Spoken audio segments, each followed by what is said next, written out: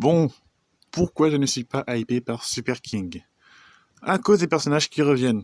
En effet, j'en avais parlé sur mes dernières reviews de Chozed et de Gachi, mais mon problème ce sont les anciens personnages. En effet, avis personnel, si les fans sont hypés par cette saison 5, c'est parce qu'on a au moins 9 personnages d'anciennes saisons qui reviennent.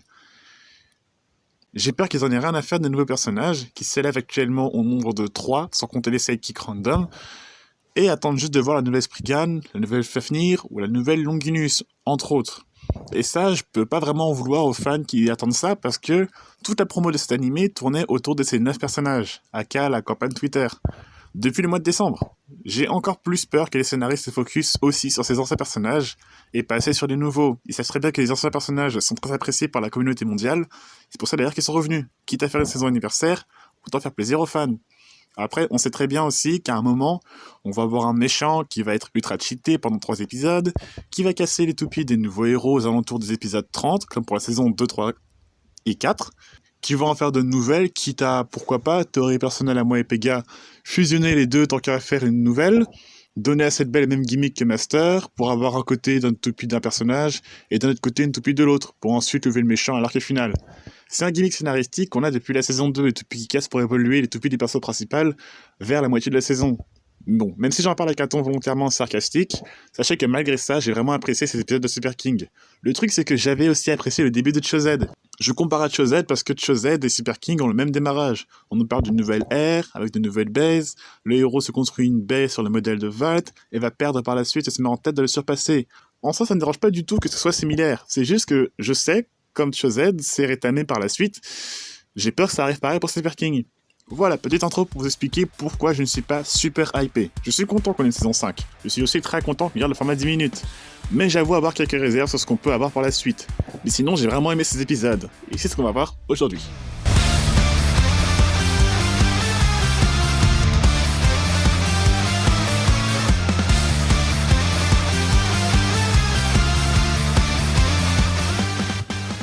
Salut à tous, ici Playmaker, aujourd'hui on se retrouve pour la review des épisodes 1 et 2 de la toute nouvelle saison 5 de Beyblade Burst, Beyblade Burst Super King. Information qui nous a été donnée par le manga, Super King se déroule un an après les événements de la fin de Gachi. L'épisode 1 démarre sur un restaurant en bord de mer avec la mère de nos deux héros qui vient réveiller ses fils de manière un peu brutale. Les nouveaux protagonistes sont donc... Celui qui ressemble à une version Shiny Daiga se nomme Hikaru Asai, doublé par Haruka Tamatsu, qui vous avez peut-être déjà entendu puisqu'elle prête sa voix à Keita enfant dans Yokai Watch et à Asuna dans les différentes séries et films Sword Art Online. Celui qui ressemble à la version maternelle de Shaka fusionnée à un ananas, c'est Hyuga Asai, doublé par Natsumi Fujiwara, une voix qu'on a déjà entendue dans Burst puisqu'elle fait la voix de Ukyo, le Blader Ninja d'Unicorn dans la saison 1. Et pour ceux qui ont fait la remarque, ils se ressemblent beaucoup plus que normal, dans le trailer on nous informe qu'ils sont en fait jumeaux. Et le plus grand des deux est Force Bleue. Afin de faciliter mes reviews, je vais les appeler Force Bleue et Force Rouge. Oui, pour ceux qui viennent d'arriver, sachez que j'ai la manie de faire des références à peu près tout et n'importe quoi dans mes reviews. Bienvenue sur ma chaîne, c'était une référence à Bioman. Ils sont en retard pour un événement important, un combat Beyblade, bien évidemment.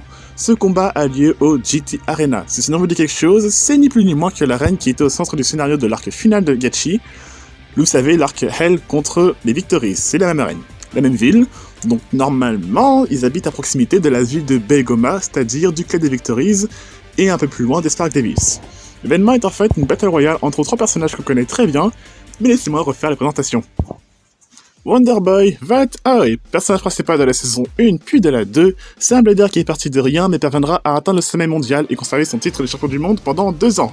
Titre qu'il perdra à 2 reprises dans la saison 3. Connu pour sa célèbre promotion éclair ou Rush Shoot, il est considéré encore aujourd'hui comme une légende vivante de l'anime. Il sera de beaux conseils pour les futurs champions en devenir et est toujours partant pour un défi. Il reprend sa tenue de la saison 1 avec quelques changements, comme son t-shirt qui est maintenant à manches longues. Kubicho, champion, Rantaro Kiyama, personnage absent depuis 2 ans dans l'anime, grand ami de Valt apparu dans le tout premier épisode de la saison 1, saison dans laquelle il était considéré comme étant l'un des meilleurs bladers de la région, célèbre pour son éventail géant et ses Korokoro Comics à sa ceinture. Ses performances dans les tournois de la saison 1 lui permettront d'être sélectionné par l'équipe espagnole de la BC Sol, tout comme Valt, pour participer au championnat du monde en équipe qu'il remportera avec le reste de ses camarades. Sa veste aborde désormais un R et il a changé son débardeur rouge contre une chemise jaune, mais garde toujours une sucette à la bouche, comme à son habitude. Et enfin, Olisama Cisco Carlyle, apparu dans la saison 2, présenté comme quelqu'un de vantard et arrogant. Il sera toujours un atout majeur pour la PC Sol, qui rejoindra en cours de route, puisque c'est lui qui gagnera la finale en équipe contre Joshua Boone dans la saison 2. Il parviendra d'ailleurs à tenir tête au reste des Big Five lors de la Godblader Cup, où il a réalisé une performance plus que remarquable. Il sera d'ailleurs aperçu rapidement dans un épisode de la saison 3, où il avait déjà une nouvelle tenue, mais visiblement l'auteur avait peur... Merde. Il sera d'ailleurs aperçu rapidement dans un épisode de la saison 3 où il avait déjà une nouvelle tenue. Visiblement, l'auteur en avait un peu marre de voir la tonne de fanart de Christina sur Route 34. Profitez bien, il y a de fortes chances que ce soit censuré en VF. Donc, Valt annonce que ce combat annonce le début d'une nouvelle révolution du Beyblade, l'arrivée des Super King. Petit rappel, dans mes reviews, je ne parle que des toupies que si elles ont été présentées par la chaîne officielle YouTube de Takara Tomy. Donc non, aujourd'hui je ne parlerai pas ni de Satan, ni de Valkyrie, même si ces deux bestes vont avoir les mêmes capacités que dans la version God Layer System de la saison 2, dont le bref Sword de Valkyrie que je détaillerai plus tard. Par contre, je peux vous parler de la toupie de Kumicho, Glide Ragnarok Wheel Revolve 1S, de type endurance à rotation droite. Alors, pour faire suite à ma vidéo sur les noms des bases, Super King adopte aussi un système de nomination bien spécifique. Et pour ceux qui ne savent pas encore comment fonctionne le système Super King, je vous invite aussi à regarder cette vidéo que j'ai faite à ce sujet. Donc, ça se présente comme ça. Ring, Super King Chip, disque, driver et châssis. Oui, le châssis se place à la fin. Pour son nom, 1S, il s'agit du premier châssis de type Stamina. Et d'ailleurs, ce châssis est à double rotation. Donc la logique, le D sera pour la défense, le A pour l'attaque, et le B pour balance, l'équilibre en français. Pour le fonctionnement des initiales, les Super King Chip ont deux lettres, une majuscule suivie d'une minuscule, pour différencier les Gachinko Chip qui n'avaient qu'une seule lettre. Sachant que les Gachinko Chip et les Super King Chip ne sont pas interchangeables, la lettre qui précède est forcément un ring. Glide reprend le gimmick des ailettes de Crash Ragnarok, et cette fois-ci, il y en a 3 au lieu de 2. Dans l'anime, ça lui permet de faire sa vieille tornade, ici dans cette saison nommée Glide Tornado. Il retrouve aussi son driver Revolve et possède un single châssis.